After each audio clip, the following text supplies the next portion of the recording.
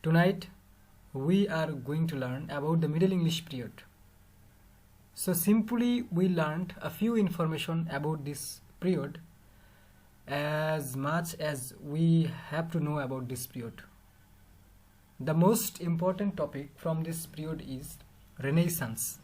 Renaissance, it started in this period 1453. This date, this session you must remember, 1453, by the fall of Constantinople, attacked by the Ottoman Emperor Muhammad II. So through this way Renaissance started, and this is a feature and an incident of Middle English period. Okay, so no more about such discussion. Let's go to our main topic, which will help us to write in our final exam. Okay, and after this class we will discuss about Geoffrey Chaucer and his contemporary writers.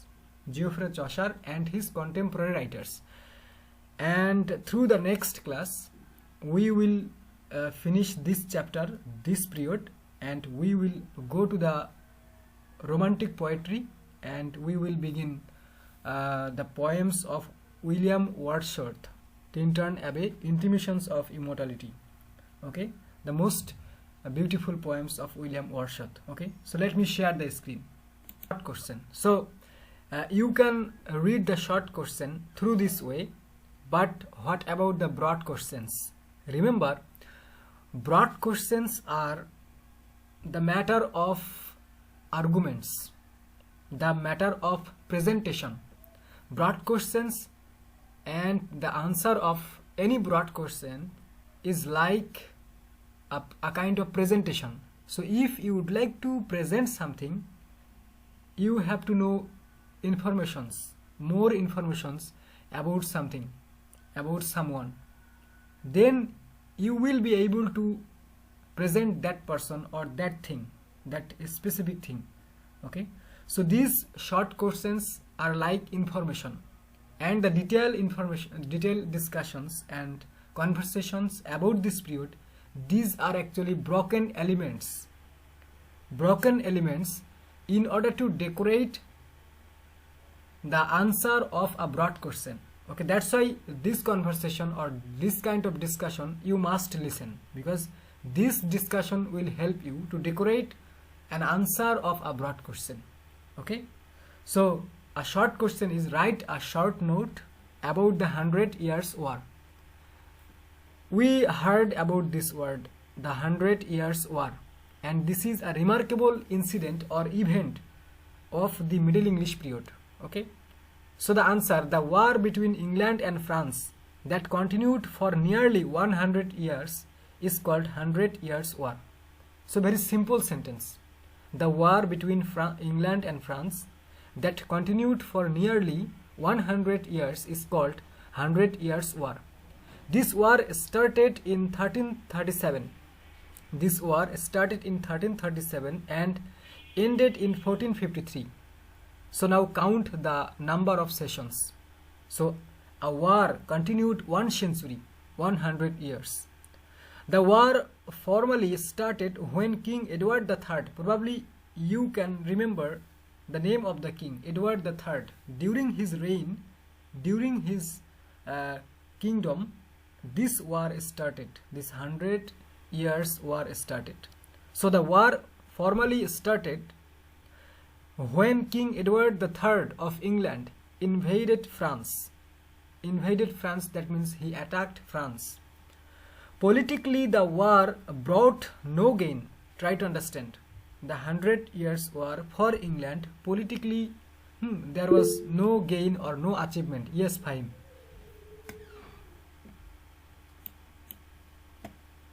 Fahim কিছু বলবেন? ওকে, হয়তো বা ভুলে চাপ পড়ে গেছে। Okay, so politically the war brought no gain to England, but for intellectual point of view it was not completely unprofitable. Try to understand, and this is a very easy sentence. Politically the war brought no gain or no achievement to England, but from intellectual point of view if you think deeply about this 100 years war between France and England, so you will find that there was intellectual benefits, though there was not any great achievement because of this 100 years war between England and France. It was not completely unprofitable. The war developed a new national pride among the English, who had almost forgotten the sense of national dignity. I delivered this sentence in the first class of this period. That before this war, English people, they lost their nationality. They lost their pride. Because English people, they were ruled by the Norman king, William I. Their language sank down. Their freedom sank down. They lost their freedom. They lost their glory. They lost their name and fame. They lost their land in the hand of the king of other country. So, in the beginning of this Middle English period, there was not the pride or dignity of the English people. But because of this war, 100 years war, there was the rise of English pride, the pride of the English people. So the war developed a new national pride among the English. The English means the English people, who had almost forgotten the sense of national dignity. Similarly, the victory in many battles of the war arouses patriotism among people and boosted their confidence. So war for your country or fight for your country, this is the great patriotism for every single soldier. So the military force, soldiers of our country, why they fight? They fight to protect our country. They fight to protect their country. Okay, so this is the fighting for country or battle for country, war for country, dedication of innocent lives without any expectation. This is actually patriotism. So the 100 years war arouses patriotism in the hearts of the English people. So this is a benefit, intellectual benefit, and it reminded the English people about their pride, about their dignity, which they lost in the beginning of this period. Okay, so the victory in many battles of the war arouses patriotism among the people and boosted their confidence. It increased the confidence of the English people. In short, this war was an awakening of the English as a proud nation. Okay, the English yeomen who had fought bravely in France earned universal admiration. The English fighters who had fought bravely in France earned universal admiration. That means the people of the world, they praised about the bravery of the English soldiers who fought in France during this 100 years war. Okay, the importance of the middle class increased and hastened the fall of feudalism. So we know that because Tasmiya bolo. ভাইয়া এখানে women বলতে কি উমেনদের বুঝাইছে নাকি সব সোলজারদের বুঝাইছে? সব সোলজারদের, ইংল্যান্ডের যারা সোলজার্স তাদেরকে, মানে তাদেরই তো সম্মানটা বৃদ্ধি পায় এবং তারা ইউনিভার্সালি অ্যাডমিরেশন গ্রহণ করে, তার মানে প্রশংসা করে। হ্যাঁ এটা তো এগুলা কথা মনে রাখবা, এগুলো আপ ডাউন করে লিখতে পারো, কোনো ব্যাপার না। তো we know that feudalism is a system of the owners to give their lands to the land holders. জমি বর্গা দেওয়া, এটা একটা প্রসেস ছিল, যা জমি চাষ করে তাদেরকে দিয়ে দেওয়া, এটা ফিউডালিজম। এটা আমরা পড়েছি, এই পিরিয়ডেই পড়েছি। তো এটা কিন্তু এই 100 ইয়ার্স ওয়ারের সময় এটা ডেস্ট্রয় হয়ে গেছিল। ঠিক আছে, the importance of the middle class increased and hastened the fall of feudalism. The rapid growth of trade business, the rapid growth of trade and commerce increased the importance of towns and led to the rise of prosperous bourgeois outside the domination of feudal society. দেখো, একটা আবদ্ধ সমাজ, যে সমাজটা নিজেদের মধ্যেই সীমাবদ্ধ, এখানেই কেনাকাটা করে, এখানেই আবাদ সুবাদ, এখানেই বেচা বিক্রি করে, এটা কিন্তু সহজে উন্নতি লাভ করতে পারবে না।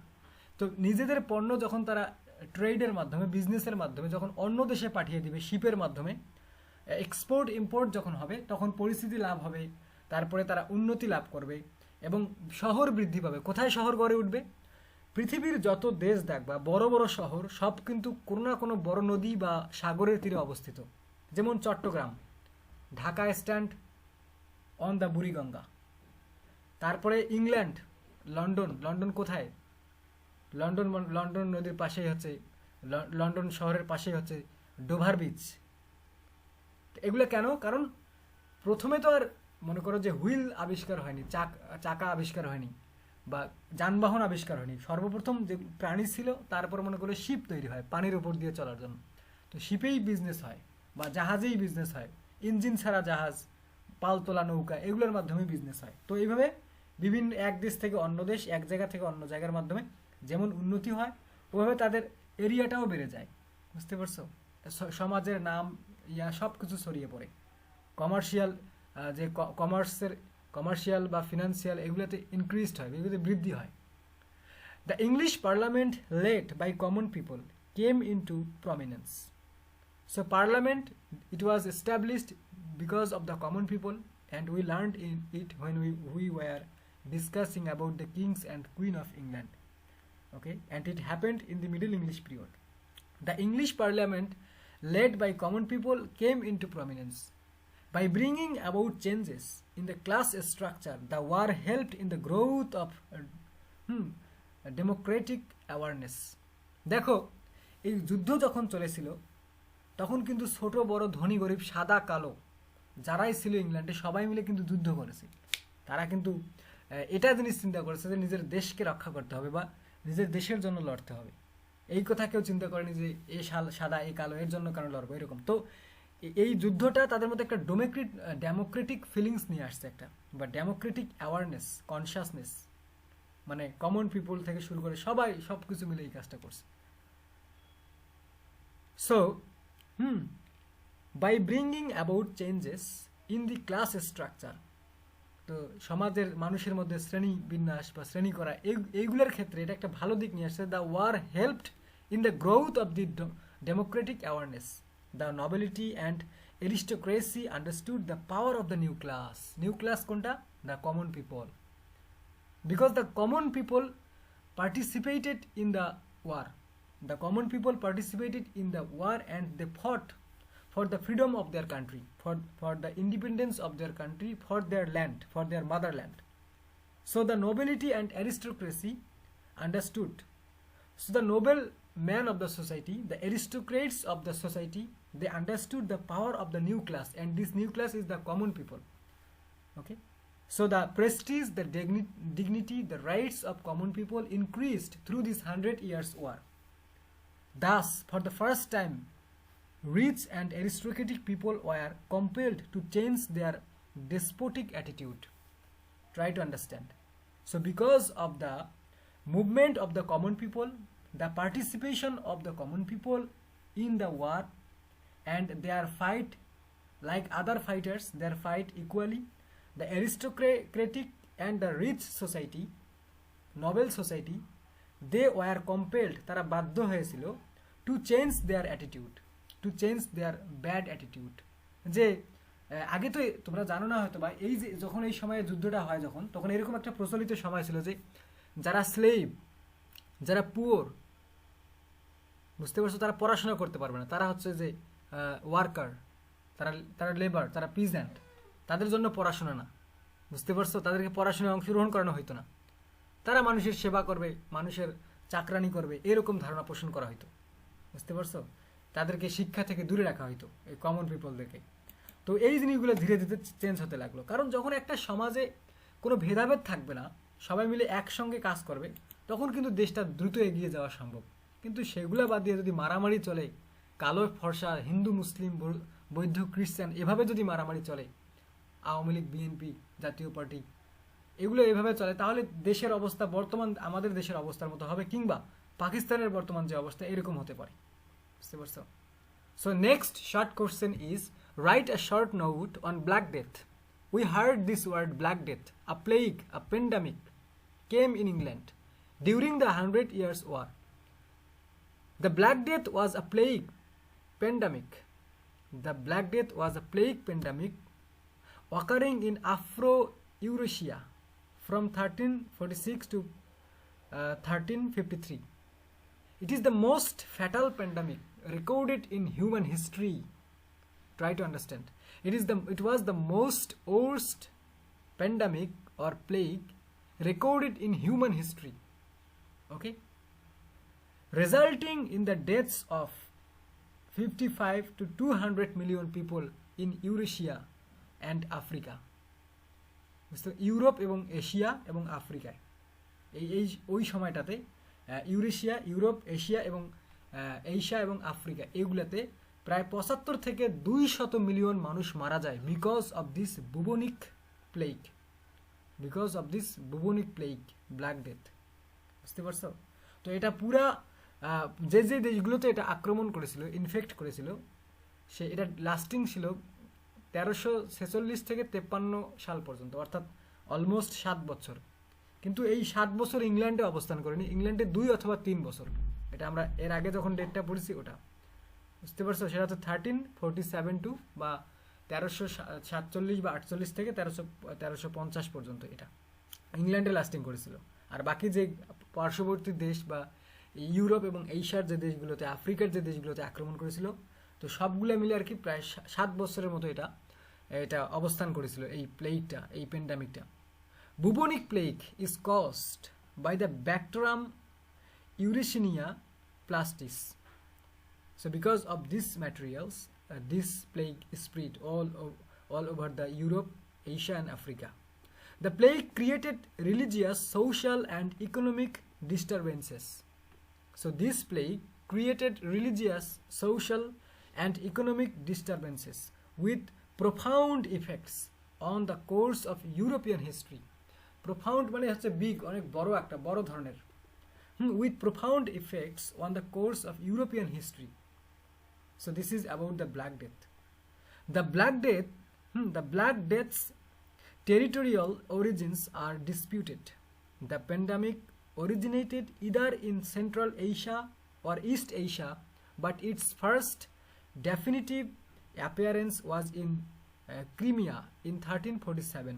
From there, it was most likely carried by fleets living on the black that traveled on merchant ships, spreading throughout the Mediterranean basin and reaching Africa, Western Asia and the rest of Europe. তাহলে আমি প্রথমেই বলেছিলাম যে বাংলা আলোচনা করলাম এই period সম্পর্কে, যে এটা বিজনেস ট্রেডের মাধ্যমে, শিপের মাধ্যমে এক দেশ থেকে বা এক মহাদেশ থেকে, এক কন্টিনেন্ট থেকে অন্য কন্টিনেন্টে ছড়িয়ে পড়েছে। বুঝতে পারছো? আর বলেছিলাম যে whoever is infected by this bubonic plague, his skin and his body would become black, and that's why this bubonic plague, but this pandemic was called and is called Black Death. Okay, after being a black skinned person being infected by this bacteria, the person got dead, the person would die or killed by this plague, and his skin was black. That's why this plague or this pandemic is called Black Death. Okay, so current evidence indicates that once it came on shore, the Black Death was in large part spread by human fleas and the person to person contact. যেমন আমরা যখন এই corona virus শুরু হলো, আমরা কিন্তু একটা social distance maintain করার চেষ্টা করেছি। সরকারের পক্ষ থেকে আদেশ ছিল যে সোশ্যাল ডিস্টেন্স মেনটেন করেন, মাস্ক পরিধান করেন, তারপরে হ্যান্ড ওয়াশ করেন, হাসি দেওয়ার সময় টিস্যু বা রুমাল ব্যবহার করেন, এবং হুএভার ইজ ইনফেক্টেড, যারা ইনফেক্টেড কোভিড-19 দ্বারা, তাদেরকে কোয়ারেন্টাইনে রাখেন, তাদেরকে পৃথক করে রাখেন, আলাদা করে রাখেন। কারণ হিউম্যান কমিউনিকেশনের মাধ্যমে, বাতাসের মাধ্যমে, শ্বাস প্রশ্বাসের মাধ্যমে এই যে ব্যাকটেরিয়াটা ছড়িয়ে পড়তে পারে, একজনের দেহ থেকে আরেকজনের দেহে ছড়িয়ে পড়তে পারে। দ্যাটস ওয়াই এই ছিল আর কি এই ব্ল্যাক ডেথের কন্ডিশনটা। এখানে আরও যে তথ্যগুলো যোগ করতে পারবা যে during that time medical science was useless, powerless. During that time, medical science was powerless to produce or to innovate the medicines for this plague, and that's why 2/3 or 1/3 people of England died because of this plague. এই তথ্যটাও দিতে পারো যে 1/3 population of England died and 1/3 population of England fled from England in order to lead their life free like free man. দেশ থেকে পালিয়ে অন্য জায়গায় গিয়েছে ফ্রি জীবনযাপন করার জন্য, যাতে করে এই একজনের দ্বারা আরেকজনকে আক্রমণ না করে। Even there was a church and inside the church there was 60 saints, 60 জন রিলিজিয়াস পার্সন ছিলেন, তাদের একজনকে আক্রমণ করার কারণে এক করে 60 জন ব্যক্তি মারা যায়। So that's why it is called that this is the fatal or the worst pandemic recorded in human history. বুঝতে পারছো, একে সবাই মারা গেছে, তো কাউকে ছাড়েনি, ছোট বড় রাজা ধনী গরিব কাউকে এই প্লেগটা ছাড়েনি। So this is the black death. এই তথ্যগুলো যোগ করে দিতে পারো এটা। নেক্সট যে বিষয়টা দেখো স্ক্রিন যদি জন উইকলিফের ব্যাপারে আমরা হালকা পাতলা জেনেছি যে তিনি কি ছিলেন, তিনি কি করেছিলেন তেনার জীবদ্দশায়। তো এবার একটু আমরা প্রশ্নের উত্তর আকারে পড়বো। দেখো যে write a short note on John Wycliffe. John Wycliffe was an English scholastic philosopher, theologian, biblical translator, reformer, priest, and a professor at the University of Oxford. These are the titles for John Wycliffe. So he was a philosopher, theologian, biblical translator, the translator of the Holy Bible, reformer, Sanaskarok, reformer of religion, priest, he was also a priest, and a professor at the University of Oxford. তাকে কিন্তু Oxford university থেকে বের করে দেওয়া হয়েছিল তার ওই যে ট্রান্সলেশনের কারণে বা অন্যান্য কারণে, যে ধর্মীয় বিষয়ে সে যে মানে being a reformer he was rejected, he was expelled from his position in the university of Oxford. He became an influential dissident within the Roman Catholic priesthood during the 14th century and is considered an important professor to Protestantism, predecessor, beginner to Protestantism. আমি সংক্ষিপ্ত করে বলেছিলাম যে কারা Catholic, কারা Protestant, ক্যাথলিজম কি, প্রোটেস্ট্যান্টিজম কি। So Protestant যারা ক্যাথলিকদের বিরুদ্ধে ক্যাথলিকদেরকে যারা প্রতিহিত করেছিল, ক্যাথলিকদেরকে, যে a group of Christian who wanted to be guided by the holy Bible, যারা বাইবেল দ্বারা নিজেদের জীবন পরিচালনা করতে চেয়েছিলেন, পোপের কথা যারা অবাধ্য করেছিলেন। এবং কেন? পোপ তো দুর্নীতি, ভণ্ডামি এবং ষড়যন্ত্র শুরু করে দিয়েছিলেন, ধর্মের নামে ব্যবসা শুরু করে দিয়েছিলেন। Pope started business by the name of religion. That's why a group of conscious and aware religious scholar, educated people, they created a group like a gang, a team who wanted to support the Holy Bible, who wanted to reject the corruption, who wanted to protest against the corruption, conspiracy and hypocrisy of the so-called Catholic Pope. They are called Protestant. Their doctrine, their theory, their ideas are called Protestantism, and the ideas, doctrines and theories of Catholic are called Catholicism. Okay, so John Wycliffe, as I told you, he was a reformer of society, not the reformer of society, but he was the reformer of religion. Okay, and he is called the beginner of Protestantism, the first, and he is considered an important predecessor to Protestantism. Wycliffe questioned the privileged status of the clergy, which had blustered their powerful rule in England, and the luxury and pomp of local parishes and their ceremonies. Yes, John Wycliffe raised his voice against the corrupt pope, corrupt priest, clergy, the churchmen, because of their conspiracy and hypocrisy, because of their religious business. তিনি প্রথম কিন্তু কথা বলেছিলেন। Wycliffe advocated translation of the Bible into the common vernacular.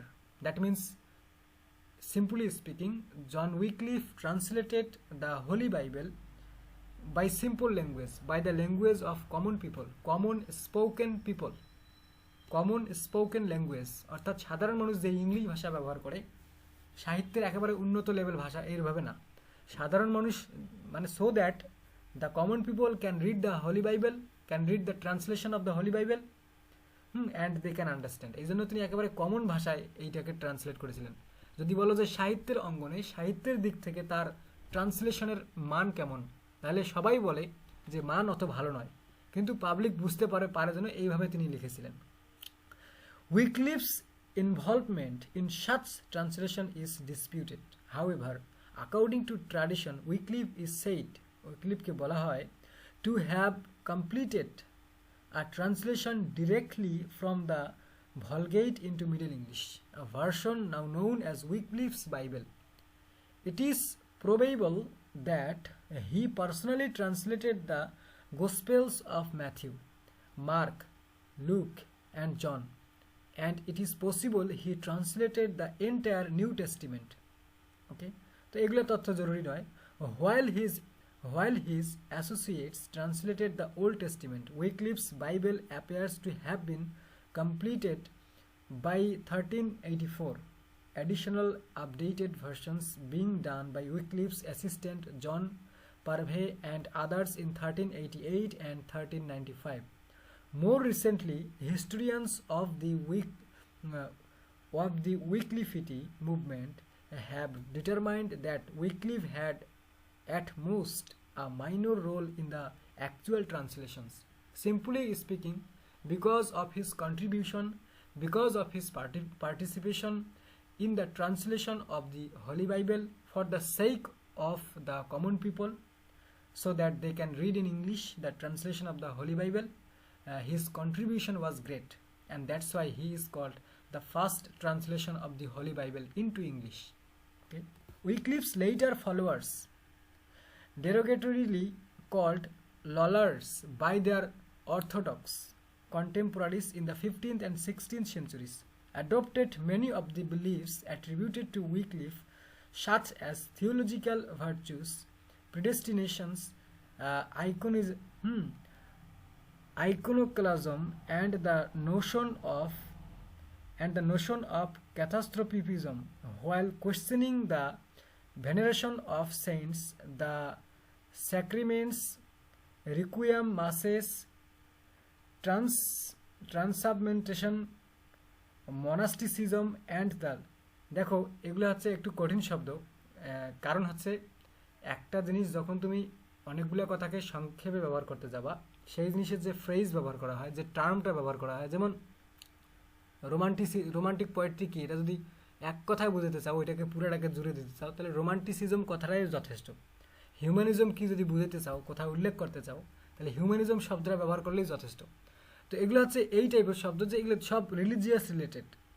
যেটা আমি বলেছিলাম যে পোপাসি অর্থাৎ পোপের আন্ডারে যে দল সংগঠন, এটা হচ্ছে পোপাসি, মানে পোপের যে শাসন, পোপ যেভাবে ইয়া করে, যে এগুলো লিজিটিমেসি অফ দ্য পোপ, অর্থাৎ পোপের যে সমস্ত করাপশন এবং ধর্মীয় যারা, বিশেষ করে ক্যাথলিক যারা প্রিস্ট এবং রিলিজিয়াস ম্যান এবং চার্চম্যান, তাদের যে দুই নাম্বারই, এদেরকে মানে স্টপ করার জন্য তিনি একটা দল গঠন করেছিলেন, এবং তার মৃত্যুর পরবর্তী সময় এটা চলে, সেটা হচ্ছে ললার্ডস গ্রুপ, অর্থাৎ এটা থেকেই ললার্ড মুভমেন্ট হয়, বুঝতে পারছো? এবং এদেরকে বলা হয় যে ইভিনিং স্টার, যারা ললার্ড মুভমেন্টের তাদেরকে বলা হয় যে evening star of the English reformation. So Lollard movement as the evening star of scholasticism and as the morning star of the English reformation. অর্থাৎ সামনে যে রিফরমেশন আসতেছে, রিফরমেশনের জন্য ডেটটা আমি বলেছিলাম যে 1450 থেকে 1550, 1450 থেকে 1550, এই সময়টাকে বলা হয় যে এইজ অফ রিফরমেশন অথবা টাইম অফ রিফরমেশন। এই সময়টাতে অনেক ধর্মীয় নেতারা এই ধর্মটাকে রিফর্ম করার চেষ্টা করেছে, সংস্কার করার চেষ্টা করেছে, দুর্নীতি হওয়ার কারণে, বুঝতে পারছো? তো এই সবগুলোতেই অবদান যিনি রাখছেন তিনি হচ্ছেন এই জন উইকলিফ। সো দ্বিতীয় প্যারাটা যেটা আমি অ্যাড করেছি, এটা অতিরিক্ত করে অ্যাড করা হয়েছে। প্রথম যে প্যারাটা আছে এতটুকুই জন উইকলিফের সম্পর্কে লিখলেই যথেষ্ট, জন উইকলিফকে এতটুকু লিখলেই যথেষ্ট। এটা দেখো, তারপর আছে write a short note about Lollard movement, যেটা উইকলিফ শুরু করেছিল, জন উইকলিফ, বুঝতে পারছো? So Lollardy also known as Lollardism, এটা তাদের থিওরি, ললার্ডিজম এটা একটা term. So Lollardy also known as Lollardism or the Lollard movement, এগুলো হচ্ছে একই কথা, বুঝতে পারছো? Lollard movement was a proto-Protestant Christian religious movement, মানে proto-Protestant Christian religious movement that existed from the mid 14th century until the 16th century. অর্থাৎ একেবারে 1350 থেকে অল্প অল্প করে শুরু হয়েছিল, অর্থাৎ মিড 14th সেঞ্চুরি মানে কি, 1301 সাল থেকে 1400 সাল, এটাকে বলা হয় যে 14th সেঞ্চুরি। তাহলে মিড 14th সেঞ্চুরি মানে হচ্ছে 1350 থেকে একটু একটু করে শুরু হয়েছিল, সমস্যা যেমন ছিল সেরকম মুভমেন্টও এরকম হয়েছে, একেবারে until the 16th century English reformation. It was initially led by John Wycliffe, initially মানে হচ্ছে প্রারম্ভিকভাবে, মানে শুরুর দিকে, শুরুতেই।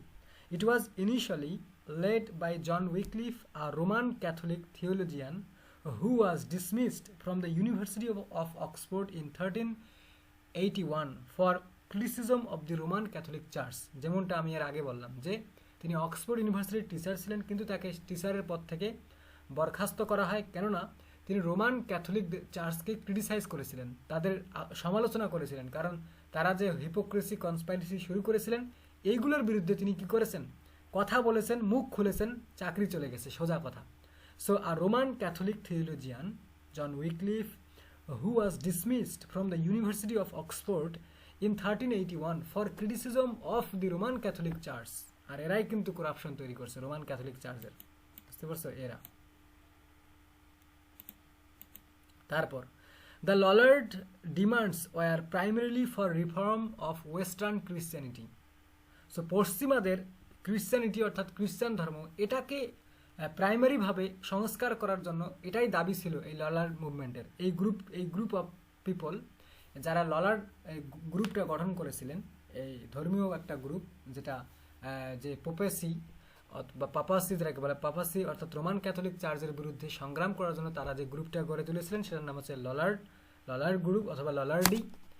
এবং তাদের যে মুভমেন্ট এটাকে বলা হয় ললার্ড মুভমেন্ট। তো এটার দাবি ছিল the Lollards demands were primarily, সাধারণভাবে প্রাথমিকভাবে, for reform of western Christianity. The Lollards had profound disagreements with the Catholic church, বুঝতে পারছো? তাদের অনেক অনেক বড় ধরনের একটা disagreements with the Catholic church. তাদের মতামত এই ললার্সদের, অর্থাৎ এরা হচ্ছে প্রথম প্রোটেস্ট্যান্ট, ললার্সরা এরা হচ্ছে প্রথম প্রোটেস্ট্যান্ট যারা এই রোমান ক্যাথলিক চার্চের বিরুদ্ধে প্রোটেস্ট করেছিল। এবং এদের প্রাইমারি ডিমান্ড ছিল ওয়েস্টার্ন ক্রিশ্চিয়ানিটিকে পিওর করা। কারণ কি? কারণ এদের মতামত এবং রোমান ক্যাথলিকদের বা পোপদের মতামতের মধ্যে অনেক পার্থক্য ছিল। They were critical of the pope, and the কি এটা hierarchical structure of the church authority. তার মানে হচ্ছে যে এই যে হিপোক্রেটিক্যাল, বুঝতে পারছো, এই ভণ্ডামি বা এই যে ষড়যন্ত্র সিস্টেম, যে চার্চের অথরিটির যে 2 নম্বরই কাজ, ধর্ম নিয়ে ব্যবসা, এগুলোর প্রতি তারা খুবই কঠিন ছিল, এই যারা ললার্ড মুভমেন্টসের যারা সদস্য ছিল। দ্য ললার্ডস এমফাসাইজড, মানে তারা জোর দিয়েছিলেন personal piety, humility and simplicity in their relationship to God. তাহলে দেখো, আমরা পোপের মাধ্যমে কেন গডের সঙ্গে যোগাযোগ করব? পোপ তো ধোকা দিচ্ছে, ভুল তথ্য দিচ্ছে। তো আমরা চাচ্ছি যে সিম্পলভাবে, খুব সুন্দরভাবে, যে গডের সঙ্গে একটা রিলেশনশিপ তৈরি করতে, ইবাদতের মাধ্যমে, বাইবেল ফলো করার মাধ্যমে, রেদার দ্যান ফর্মালিটি। কোনো এত ফর্মালিটি মেনটেন করার কি দরকার? এটা করা লাগবে, পোপকে এটা দেওয়া লাগবে, এটা করা লাগবে, এরকম তারা কোনো কিছু এই কথাগুলোকে তোমরা নর্মাল ইংলিশে লিখতে পারো, যেভাবে আমি এক্সপ্লেনেশন দিতেছি এভাবে করতে পারো। সো দ্য ললার্ডস এমফাসাইজড, তারা এই বিষয়গুলোকে জোর দিয়েছিলেন, personal piety, humility and simplicity in their relationship to God rather than formality. The term Lollard was a derogatory term given to the group by the established church. The exact origin of the term remains uncertain, but it is believed by many etymologists to have come from the Dutch word lollard, meaning member. Wycliffe tried to spread his ideas by practical means. He founded a group of preachers called the Lollard to teach his ideas to the people in general. He translated the Bible from Latin into English, so Wycliffe may be called to be the first translator of the Bible. Of course, he did not get support from the ruler, king arki, ওই সময়ের king. He did not get the support from the ruler, but as a teacher and a reformer, he received immense popularity and gained a lot of followers. The rulers wanted to kill him, but dared not to do it. He died peacefully. He died naturally.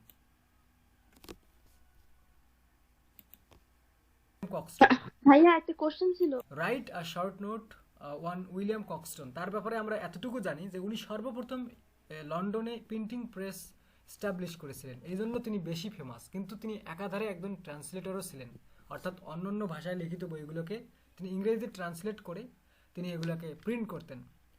William Caxton was the first English printer and a translator and importer of books into English.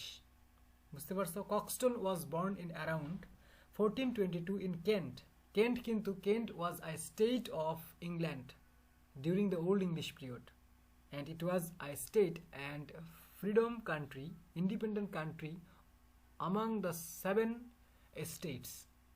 বুঝতে পারছো? প্রথম দিকে during the Anglo-Saxon kingdom.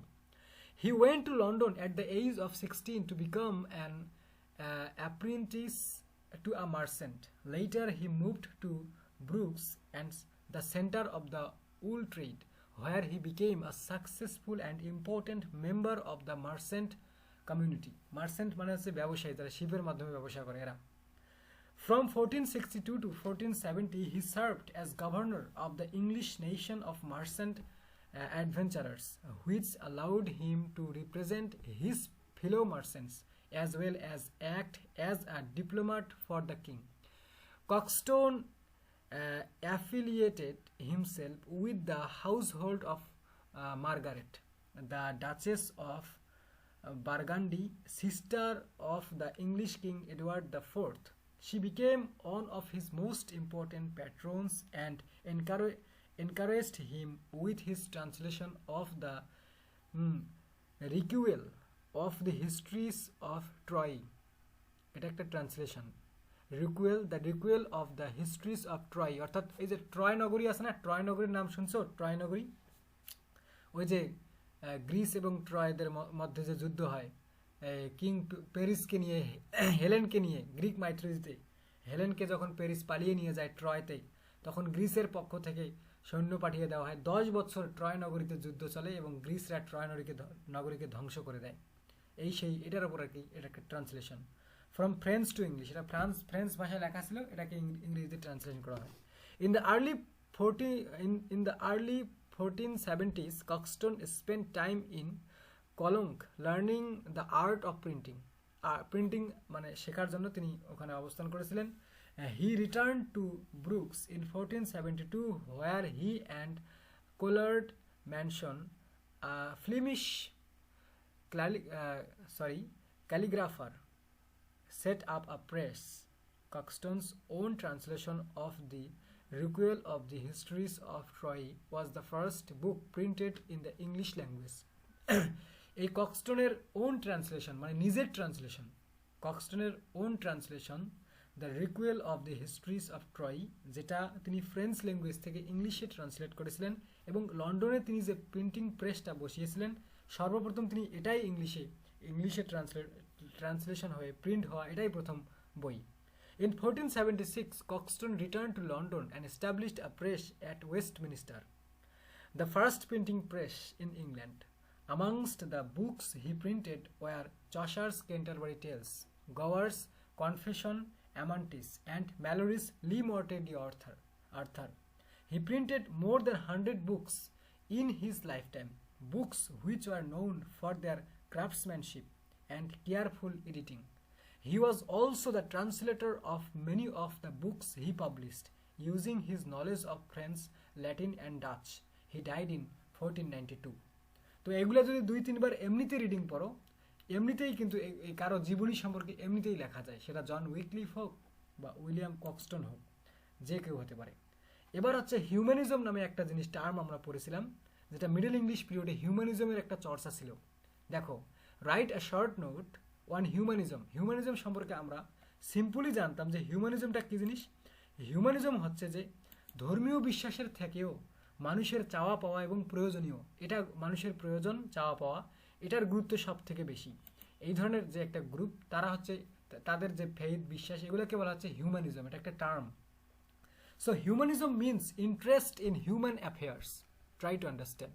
Humanism means interest in human affairs, devotion to human interest and intimate concern for human welfare form the core of humanism. From this sense, the term humanist refer to those persons who studies the human interest or the human welfare. তাহলে humanist কাকে বলা হয়? Humanist ওই ব্যক্তিকে বলা হয় বা ওই সকল লোকদেরকে বলা হয় যারা কোন বিষয়ে পড়াশোনা করে? হু studies the human interest or the human welfare. Human welfare এবং হিউম্যান ইন্টারেস্ট সম্পর্কে যে ব্যক্তি পড়াশোনা করে বা যারা পড়াশোনা করে তাদেরকে বলা হয় হিউম্যানিস্ট। আর এটা হচ্ছে হিউম্যানিজম হচ্ছে means interest in human affairs. During the Elizabethan age there was the revival of classical learning in England. The study of classical authors became a passion with the people of this age. The rediscovery and the reinterpretation of classical literature and art gave birth to a new culture called humanism. So humanism is a part of Renaissance and Elizabethan period is a part of Renaissance period. ঘুরায় ফিরে যেই দিক দিয়ে বলো, যদি মাথায় তথ্য থাকে তাহলে সব কথা একই মনে হবে। কথা বুঝতে পারছো তো? মনে করো 1500 থেকে 1660 সাল, 1500 সাল থেকে 1660 সাল পর্যন্ত এই পুরা 160 বছরকে বলা হয় রেনেসান্স পিরিয়ড। এই 160 বছরকে আবার 4 ভাগে ভাগ করা হয়েছে, যার প্রথম ভাগটাকে বলা হয় এলিজাবেথান পিরিয়ড। বুঝতে পারছো? তো যেই জিনিসটা এলিজাবেথান পিরিয়ডের একটা টেন্ডেন্সি, একটা প্রবণতা, একটা স্পিরিট, ওই জিনিসটা রেনেসান্স পিরিয়ডেরও একটা স্পিরিট। বুঝতে পারছো? রেনেসান্স শুরু হয়েছিল 1453 সালে, কিন্তু ইংল্যান্ডে 1453 সালে শুরু হয়নি, বরং ইংল্যান্ডে রেনেসান্স পুরোপুরিভাবে প্রবেশ করে in the mid of 16th century. অর্থাৎ 16th সেঞ্চুরি কাকে বলে? In the mid of 16th century কাকে বলে? 1550 সালের পর। এটা হচ্ছে মিড অফ 16th সেঞ্চুরি। বুঝতে পারছো? ঘুরে ফিরে একই। তাহলে the rediscovery and the reinterpretation of classical literature and art gave birth to a new culture called humanism. The humanists were interested in life and emphasized the worldliness of life. They were dead against intellectual and ecclesiastical authority. Ecclesiastical authority মানে হচ্ছে religious authority. বুঝতে পারছো? ecclesiastical মানে হচ্ছে যে religious, ধর্মীয় যেই বিষয়গুলো, এগুলোকে বলা হয় এই শব্দগুলো উচ্চারণ করা হয় না তো মাঝে মাঝে, এগুলাতে জড়তা চলে আসে মুখে। এটা হচ্ছে একটা হচ্ছে ecclesiastical authority and aimed at liberating the free human personality. Under the new creed, people started to work hard for making life better and happier instead of trying to be a good Christian. যেমনটা আমি বলেছিলাম যে আগের মানুষের ধর্মের প্রতি একটা টান ছিল, মানুষ ধর্মীয় জীবনকে গুরুত্ব দিত, অর্থাৎ মানে ধর্মীয় জীবনটাকে মেইন জীবন মনে করত, আর এই ওয়ার্ল্ডলি লাইফ এটাকে তারা মনে করতো যে এটা জাস্ট বেঁচে থাকার জন্য, যতটুকু না হলেই নয়, এইরকম তারা মনে করত। বাট এই হিউম্যানিজমের মধ্যে মানে মানুষের প্রতি ইন্টারেস্ট হওয়ার, মানে ওয়ার্ল্ডলি জিনিসের প্রতি মানুষ ইন্টারেস্টেড হয়ে যায় এবং কি বলা হয়, যেমনটা এখানে আলোচনা করলো, মানুষ হার্ড ওয়ার্ক করা শুরু করে দেয়। Under the new Creed, under this new term humanism, people started to work hard for making life better and happier instead of trying to be a good Christian. একজন খাঁটি বা ভালো খ্রিস্টান হওয়ার থেকে তারা হ্যাপি এবং উন্নত লাইফ তৈরি করার জন্য তারা কঠোর পরিশ্রম করা শুরু করে দিলেন, ধর্ম থেকে একটু নিজেকে দূরে রাখলেন। বুঝতে পারছো? The humanistic principles created the new ideal man who attained perfection in all sides. This ideal man exercised his mind in philosophy, literature, and science. On the other hand, he trained his body for war and freed his soul to be a good lover. বুঝতে পারছো? দেখো, এই বডিকে তারা বিভিন্ন যুদ্ধে বা বিভিন্ন কাজে তারা লাগিয়ে, একজন ব্যক্তি যারা হিউম্যানিজমে যারা বিশ্বস্ত, তারা কি করে, নিজের বডিকে দুনিয়াবি কাজে বা যুদ্ধে বিভিন্ন কাজে ব্যস্ত করে দেয়, আর নিজের মনটাকে ফুর্তির দিকে রাখে, অর্থাৎ ইমাজিনেশনে ভাসতে থাকে, কল্পনার পৃথিবীতে ভাসতে থাকে। Freed his soul to be a good lover, not to be a good Christian but to be a good lover. Humanism was a direct impact of the Renaissance. বুঝতে পারছো? Humanism was a direct impact of the Renaissance. কারণ রেনেসান্সের কোয়ালিটিগুলো আমরা কি শিখলাম রে? যে curiosity to know the unknown things, love for women, love for beauty, love for nature, love for adventure, and desire for unlimited wealth and power. এগুলো হচ্ছে কি? এগুলো হচ্ছে রেনেসান্সের ইম্প্যাক্ট। আর এটাও একটা রেনেসান্সের ইম্প্যাক্ট। সেটা কি? হিউম্যানিজম, যেটাও আমরা পড়েছি। It was a move to free the individual from the cycle of religious bondage under the Catholic authority. এই যে ক্যাথলিক অথরিটির হাত থেকে নিজেকে মুক্ত করে একেবারে যার ব্যক্তি, ইন্ডিভিজুয়াল মানে একক একক ব্যক্তি, যে যার মতো জীবনযাপন করবে, নো ব্যারিয়ার্স। বুঝতে পারছো? Some of the pioneers of this movement were the great Italian masters like Petrarch, Boccaccio, Dante and Machiavelli. এরা হচ্ছে এই হিউম্যানিজমের, এদেরকে পায়োনিয়ার্স বলা হয়, এদেরকে জনক বলা হয়। এরা হচ্ছে humanic philosopher. Some of the pioneers of this movement were the great Italian bondage, great Italian masters like Petrarch, Boccaccio, Dante, Machiavelli. এই নামগুলো অলওয়েজ মুখে থাকবে, পেত্রার্ক, বোকাসিও, ড্যান্টে এবং Machiavelli. The major influence of humanism came in England rather late. Main যে একটা হিউম্যানিজমের trend, এটা পরবর্তীতে আসে, অর্থাৎ রেনেসান্স পিরিয়ডে আসে এবং তারপরে আরও বেশি করে আসে, কিন্তু এই মিডল ইংলিশ পিরিয়ডে এটা শুরু হয়েছিল। দেখ, এই প্রশ্নটা এখানে পড়লে বাকি পিরিয়ডগুলো পড়া লাগবে না। আচ্ছা, the greatest name in this respect is Sir Thomas more.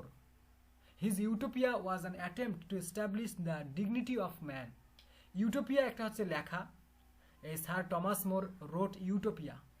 Utopia শব্দের অর্থ হচ্ছে যে প্লেস নো হোয়ার, মানে এমন একটা জায়গা যেটা কোথাও নেই, পৃথিবীর কোথাও এমন একটা জায়গা যেটা পৃথিবীর কোথাও নেই। অর্থাৎ তিনি কাল্পনিকভাবে একটা দেশ তৈরি করেছেন, কল্পনায় তিনি একটা দেশ তৈরি করেছেন, এমন একটা দেশ তৈরি করেছেন যেখানে ধনী গরিব কোনো ভেদাভেদ নেই, যেখানে কিং এবং তার যে স্লেভ বা মাস্টার এবং স্লেভ তাদের মধ্যে কোনো ভেদাভেদ নেই, কালো সাদা ধর্মগত কোনো ভেদাভেদ নেই, যেখানে কোনো ওয়ার নেই, কোনো ব্যাটেল নেই, ব্লাড শিডিং নেই, যেখানে কোনো এনভি নেই, গ্রিড নেই। এত সুন্দর একটা বিউটিফুল সোসাইটি তিনি ক্রিয়েট করেছেন, যেই সোসাইটিটা রিয়ালিটিতে একেবারেই রেয়ার। এরকম একটা সমাজ বাস্তবে একেবারেই রেয়ার। এই জন্য তিনি নাম দিয়েছেন তার ওই বইটার যে ইউটোপিয়া। এখানে তিনি হিউম্যানিজম দেখিয়েছেন এই বইটাতে। এই বইটার যে থিম সেটা হচ্ছে হিউম্যানিজম। এই জন্য কিন্তু the greatest name in this respect is Sir Thomas More. Sir Thomas মোরের লিখিত হিজ ইউটোপিয়া, এই ইউটোপিয়া নামক বইটা ওয়াজ অ্যান অ্যাটেম্প্ট, এটা একটা চেষ্টা ছিল, টু এস্টাবলিশ, প্রতিষ্ঠিত করার জন্য, দ্য ডিগনিটি অফ ম্যান, মানুষের সম্মান প্রতিষ্ঠা করার জন্য, সে যেই হোক না কেন, যে ক্লাসের মানুষ হোক না কেন। Writers like Bacon, Spenser and Sidney, মানে Francis Bacon, Edmund Spenser and Sir Philip Sidney, and some leading dramatist like Shakespeare, Marlowe and Jonson took a major role for the flourish of humanism in England. এদেরও কিন্তু একটা এই role আছে, যাদের নাম আমরা শুনলাম, যে শেক্সপিয়ার, মানে এরা তো রেনেসান্স পিরিয়ডে চলে গেল, অর্থাৎ রেনেসান্স পিরিয়ডের যে প্রথম সাব ডিভিশন যেটাকে বলা হচ্ছে যে এলিজাবেথান পিরিয়ড, ওই দিকে চলে গেল। কারণ এভাবে বলার কারণ হচ্ছে যে একটা পিরিয়ডের সঙ্গে আরেকটা পিরিয়ড সংযুক্ত, দ্যাটস ওয়াই এটার পরে এদিকে যাবে, এটার পরে এদিকে যাবে, এটা কোনো ব্যাপার না। ব্যাপার হচ্ছে আমি তথ্য জানি কিনা। তুমি ইংরেজি সাহিত্যের স্টুডেন্ট হিসেবে বা এই সাবজেক্টটার জন্য তোমার তথ্য কোন পিরিয়ডের হলো এটা বিষয় না, প্রশ্ন করলে উত্তর পারো কিনা এটা বিষয়, ওই বিষয়ে তোমার জানা আছে কিনা এটা বিষয়। তো এই একটা সেন্টেন্সই তোমাকে হেল্প করবে যে এলিজাবেথান পিরিয়ডের যে যারা পোয়েট এবং ড্রামাটিস্ট, বিশেষ করে Francis Bacon, essayist, philosopher, scientist, তারপরে তিনি আবার কোর্টম্যান অর্থাৎ মেম্বার অফ পার্লামেন্ট, তারপরে Edmund Spenser, poets of poet, allegorical poet, Sidney, sir Philip Sidney একজন ক্রিটিক এবং পোয়েট, এবং some leading dramatist like Shakespeare, Marlowe, Christopher Marlowe, William Shakespeare and Jonson took a major role for the flourish of humanism in England. অর্থাৎ তারা তাদের ড্রামার মাধ্যমে মানে হিউম্যানিজমটাকে তুলে ধরেছেন, মানে সেটাকেও একটু সেটার টাচ বা ওটাকে তুলে ধরেছেন ডায়ালগসের মাধ্যমে, থিমের মাধ্যমে, টপিকের মাধ্যমে, ক্যারেক্টার্সের মাধ্যমে তারা হিউম্যানিজমটাকে এস্টাবলিশ করার চেষ্টা করেছেন তাদের সময়ে। তো যাই হোক, আজকে এ পর্যন্তই। আগামীকালকের ক্লাস আমরা পড়ব যে